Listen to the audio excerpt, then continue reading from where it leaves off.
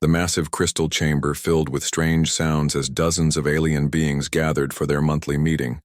Ambassador Velthar stood at the center, his blue skin shining under the bright lights. In his four-fingered hands he held a glowing datapad that showed information about a small blue planet called Earth. "Look at this amusing species," Velthar said, his voice echoing through the hall. The holographic display above him showed images of humans walking on two legs, building cities and flying primitive spacecraft.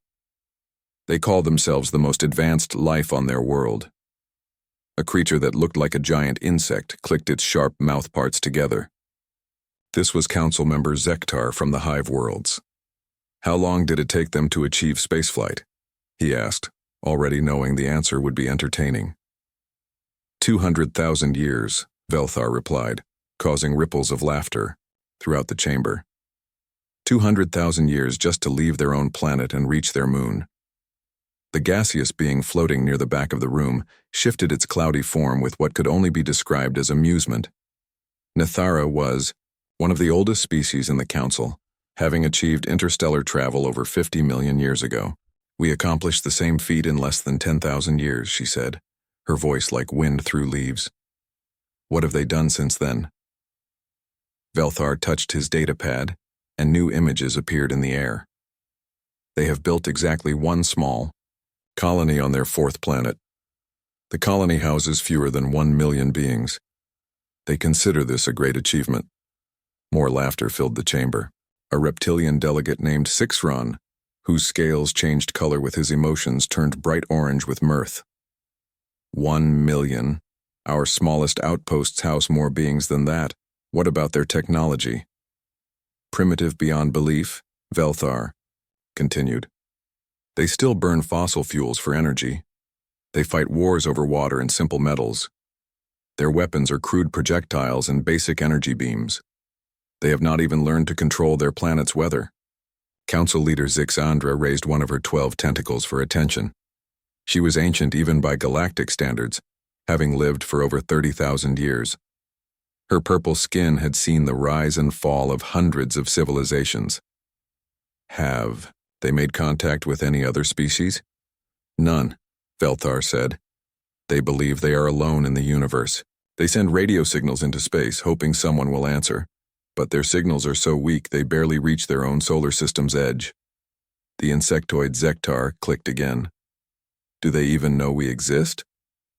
They suspect, Velthar replied. But they have no proof.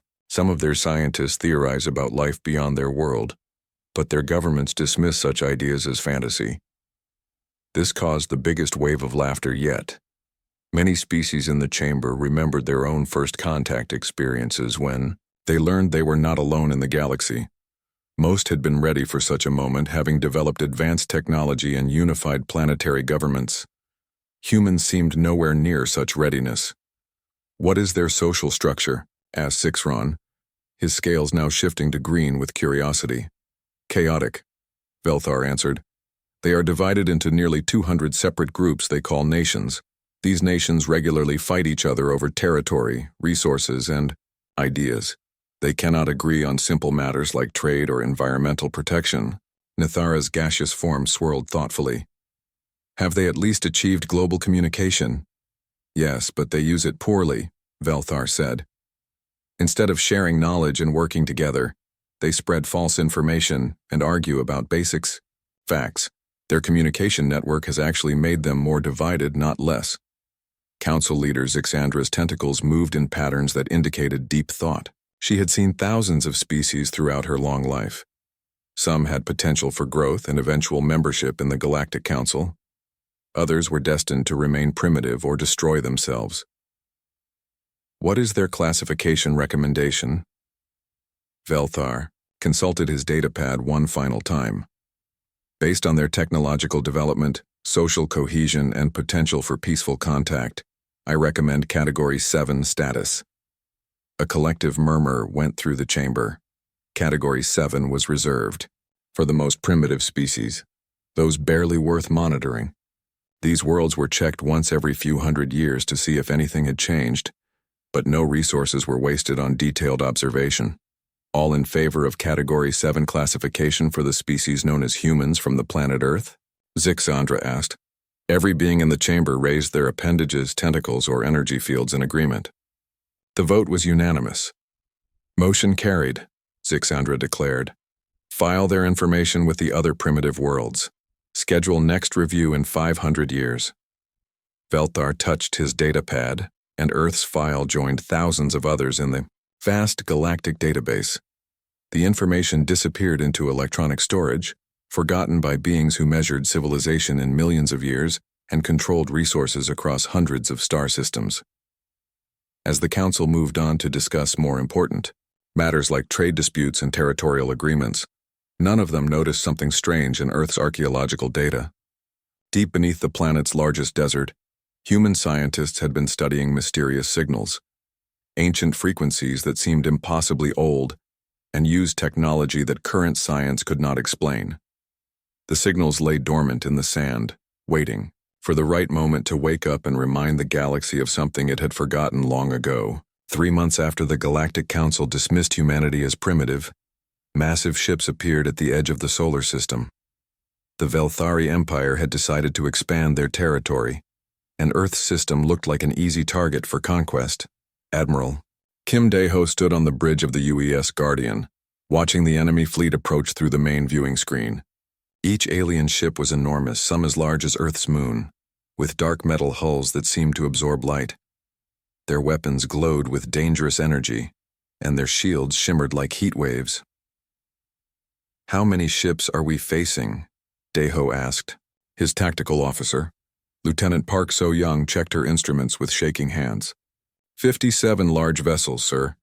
Each one is at least 10 times bigger than our largest ship. We count over 300 smaller craft as well. Dae-ho looked around his bridge crew. These were good people, brave people, but they all knew the truth. Humanity's space fleet was not built for war. Most of their ships were converted mining vessels, cargo haulers that had been fitted with basic weapons, and a few prototype fighters that had never been tested in real combat. Signal all ships, Dae-ho ordered. This is Admiral Kim to all human vessels. Today we face an enemy that thinks we are weak. They believe we will surrender without a fight. Let us show them what humans are made of. Commander Lee Jinwoo's voice came through the communication system from his destroyer, the Soul's Pride. We are ready, Admiral. Our weapons may be small, but our hearts are not. The first exchange of fire began when the alien fleet reached Mars orbit. Humanity's ships spread out in attack formation, their plasma cannons and missile launchers targeting the nearest enemy vessels. Bright beams of energy streaked across space, striking the alien ship's shields and creating brilliant flashes of light. But the human weapons barely scratched the enemy defenses. The Velthari shields absorbed the plasma fire like a stone wall, stopping raindrops. Meanwhile, the alien return fire was devastating.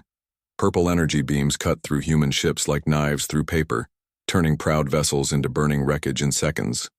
Direct hit on the Beijing's Hope, Park So-young reported, her voice tight with emotion. No survivors detected. Dae-ho watched helplessly as more human ships died. The converted mining ship Busan Thunder exploded when alien missiles overwhelmed its weak shields.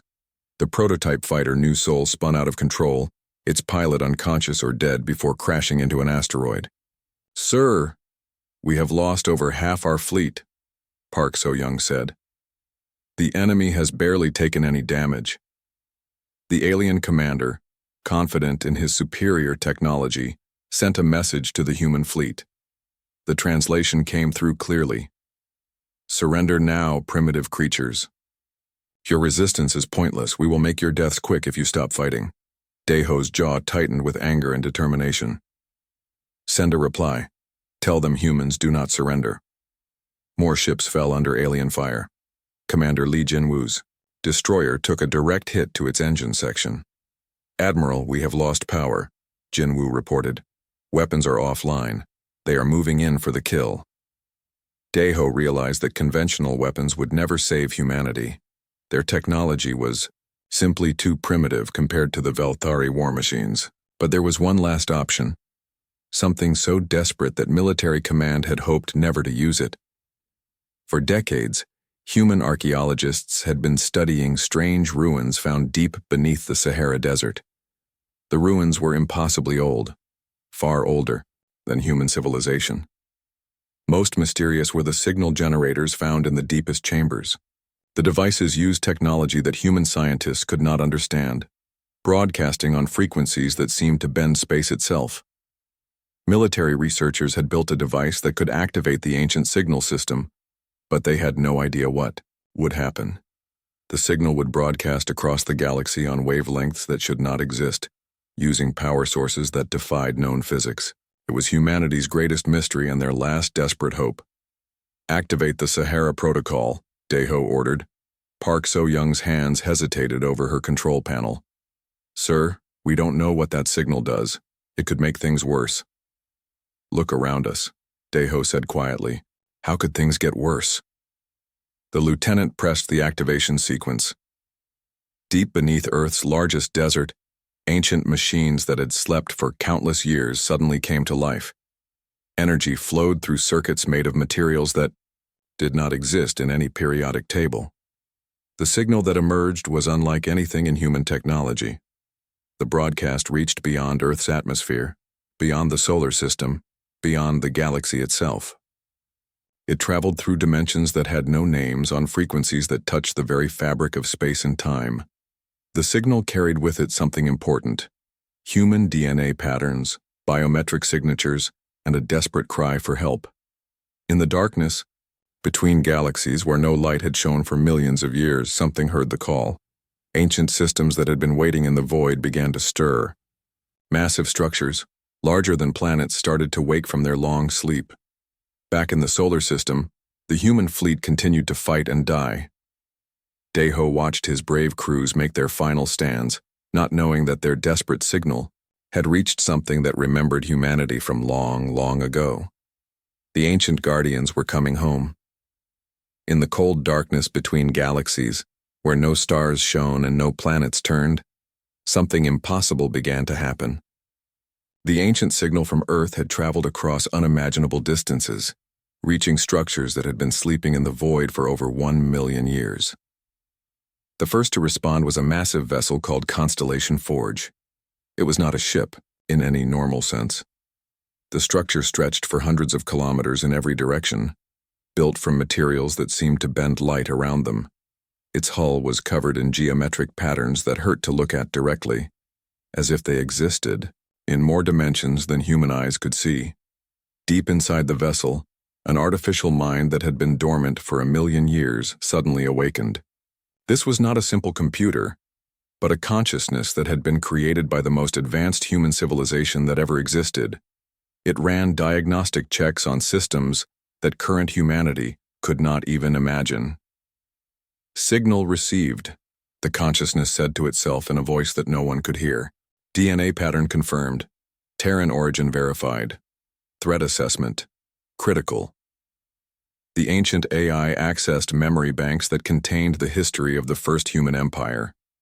Long ago, humanity had ruled 1/3 of the galaxy. They had built ships that could travel between stars in minutes, weapons that could destroy planets, and technology that seemed like magic even to other advanced species. But something had gone wrong. The first human empire had mysteriously vanished, leaving behind only ruins and legends. Before they disappeared, the humans had built a guardian fleet. These ships were designed to sleep in the dark space between galaxies, waiting for the day when humanity might need protection again. They had been programmed with one simple mission: if humans ever called for help, the ancient fleet would return. Now that call had finally come. Constellation Forge began, powering up systems that had been cold for 1 million years. Energy flowed through conduits made of crystallized space-time. Engines that used controlled black holes as fuel sources hummed to life. The ship's hull, which had been nearly invisible in the darkness, began to glow with soft blue light. "Guardian, protocols activated," the AI announced. "Beginning fleet awakening sequence." Across the dark void, other ancient vessels began to stir. Stellar Hammer was the first to respond, a weapon platform the size of a small asteroid. Its surface was covered with energy cannons that could destroy entire fleets with a single shot. The weapons used technology that could unmake matter itself, turning enemy ships into nothing more than empty space. Void. Walker awakened next, its hull shimmering as it existed partially in normal space and partially in other dimensions. This ship could move through reality like a ghost, appearing and disappearing at will. Its engines did not push it through space but folded space around it, allowing instant travel across any distance. Genesis Crown powered up its terraforming systems, machines designed to transform dead worlds into garden planets within days. The ship carried the genetic patterns of millions of species, ready to seed new worlds with life. Its energy systems could control the weather of entire planets and even restart dead suns. More ships awakened throughout the Dark Fleet. Shadow Weaver, which could become invisible to all sensors. Time Render, which could slow or speed up time around itself. World Singer, which could communicate across the galaxy instantly. Each vessel carried technology that the current galactic civilizations would consider impossible.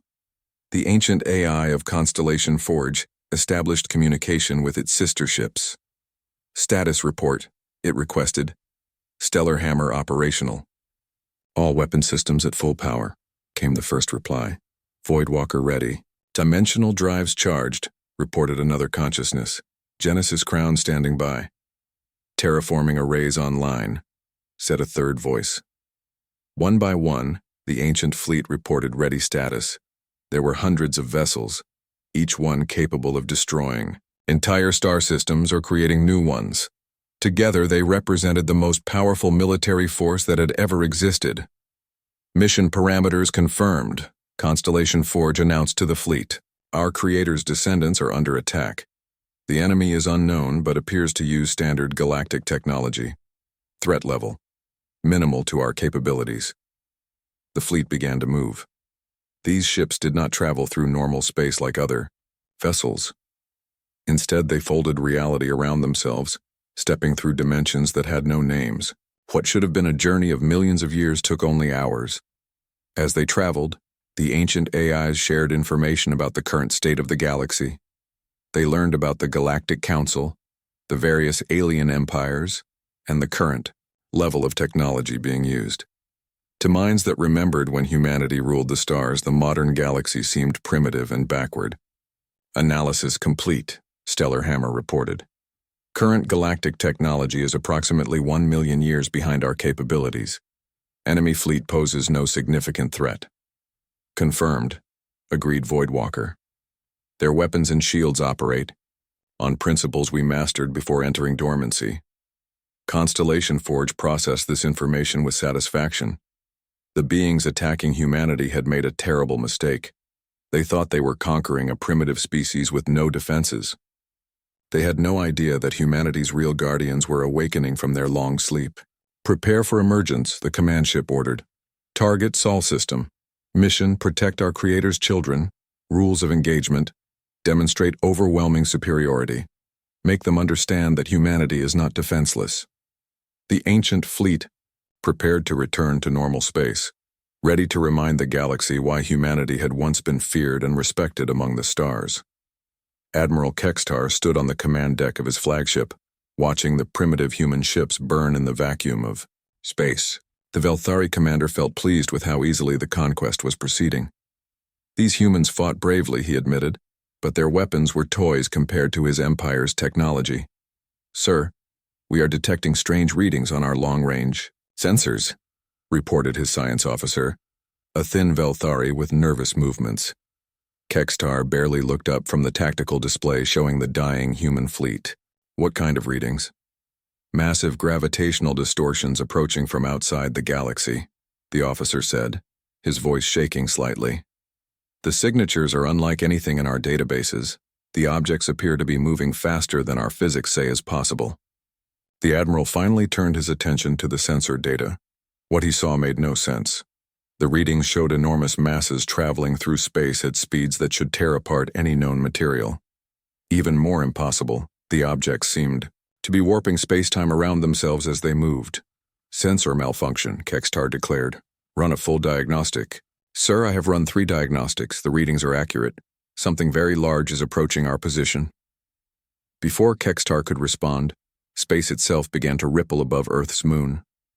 The stars seemed to bend and twist, as if reality was being folded like paper. The effect spread across the solar system, causing every electronic device on both human and Velthari ships to hum with strange energy. Then they appeared. The first vessel to emerge from folded space was so large that it blocked out several constellations. Constellation Forge materialized slowly, its crystalline hull reflecting the light of Earth's sun, while emanating an energy field that made the vacuum of space itself glow softly blue. The ship's geometric patterns seemed to shift and move, hurting the eyes of anyone who looked directly at them. "By the void," whispered Kextar's tactical officer. "That ship is larger than our entire fleet combined." More impossible vessels appeared, around the human homeworld. Stellar Hammer emerged near Mars, its asteroid-sized bulk bristling with weapon systems that defied understanding. Voidwalker phased partially into reality, its hull flickering between dimensions like a ghost made of metal and energy. Genesis Crown took position near Jupiter, its terraforming arrays already scanning the system's dead moons. On the bridge of the UES Guardian, Admiral Kim Dae-ho stared in wonder at the ancient fleet surrounding Earth. His ship's hull was cracked. His crew was wounded and most of his fleet was destroyed. But now massive vessels had appeared to defend his world. "Sir, we are receiving a transmission," Lieutenant Park So-young reported, her voice filled with amazement. "The signal is coming. From the largest ship. Put it through," Dae-ho ordered. The voice that came through the communication system was clearly artificial, but it carried the weight of ages. When it spoke, it used perfect Korean, though the accent was strange and formal. "Admiral Kim Dae-ho, of the United Earth Space Fleet.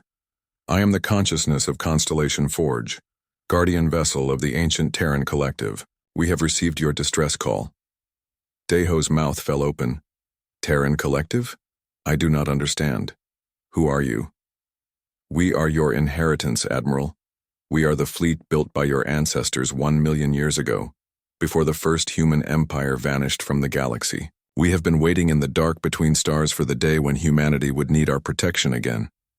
Meanwhile, Admiral Kextar was trying to process what he was seeing. The impossible ships had appeared from nowhere, using technology that his science officers could not explain. But he was a military commander trained to fight, not to wonder at mysteries. "All ships, target the largest vessel," he ordered. "Maximum firepower. Show these newcomers that the Velthari Empire fears no one." Every weapon in the Velthari fleet fired at once. Purple energy beams, plasma cannons, and fusion missiles streaked toward Constellation Forge. The attack was powerful enough to destroy a small moon.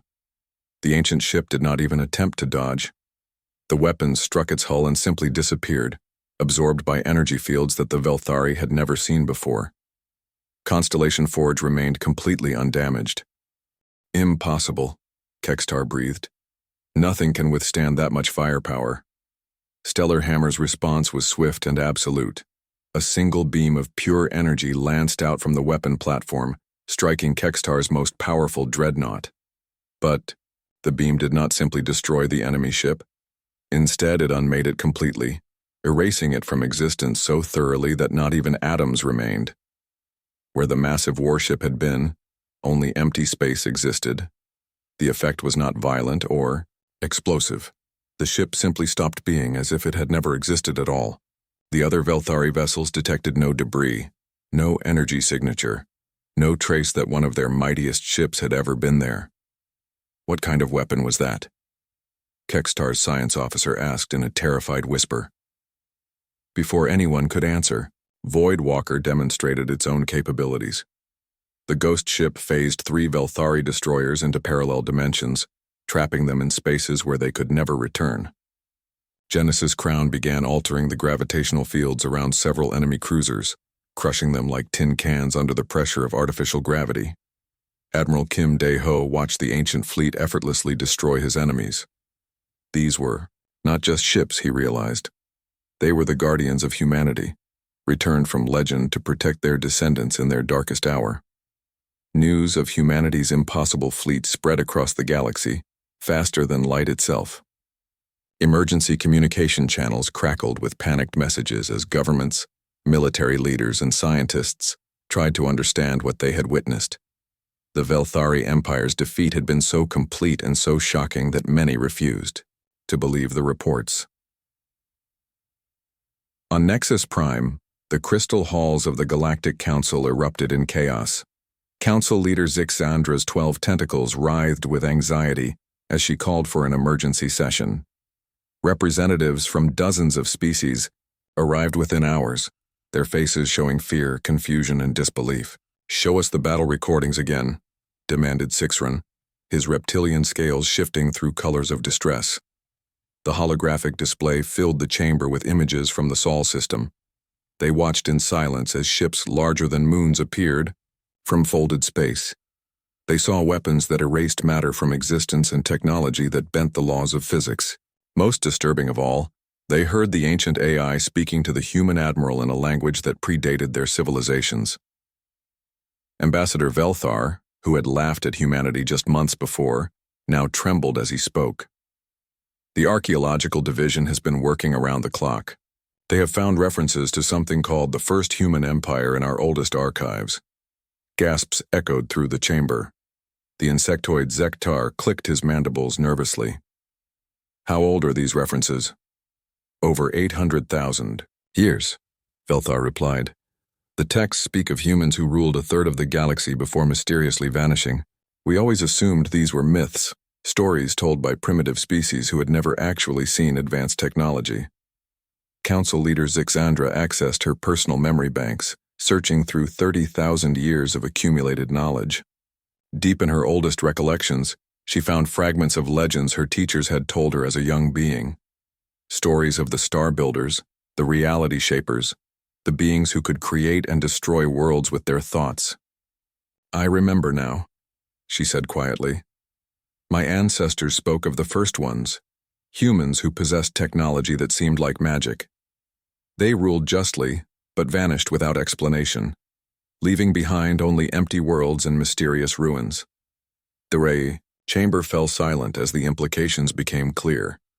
Humanity was not a primitive species stumbling into space. They were the descendants of the galaxy's former masters, the children of beings who had once been the most powerful civilization in known space. On Earth, Admiral Kim Dae-ho stood in the rebuilt command center of the UES Guardian, still struggling to understand his new reality. Through the viewing ports, he could see the ancient fleet positioned throughout the solar system.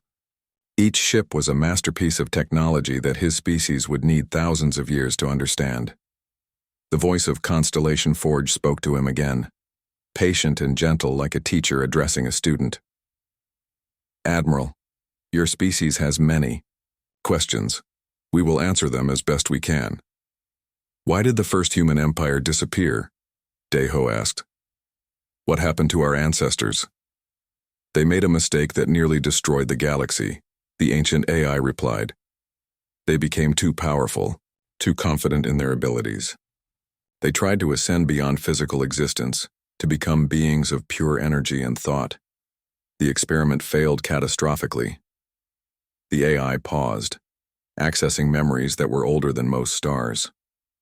Rather than risk destroying everything they had built, the surviving humans chose to sacrifice themselves. They scattered their descendants across primitive worlds, wiping their memories and reducing their technology to basic levels. They hoped that someday humanity would grow strong enough to reclaim their heritage without repeating their ancestors' mistakes. Lieutenant Park So-young, now promoted to commander after the battle, listened with wonder. "So we are not the first humans to reach the stars?"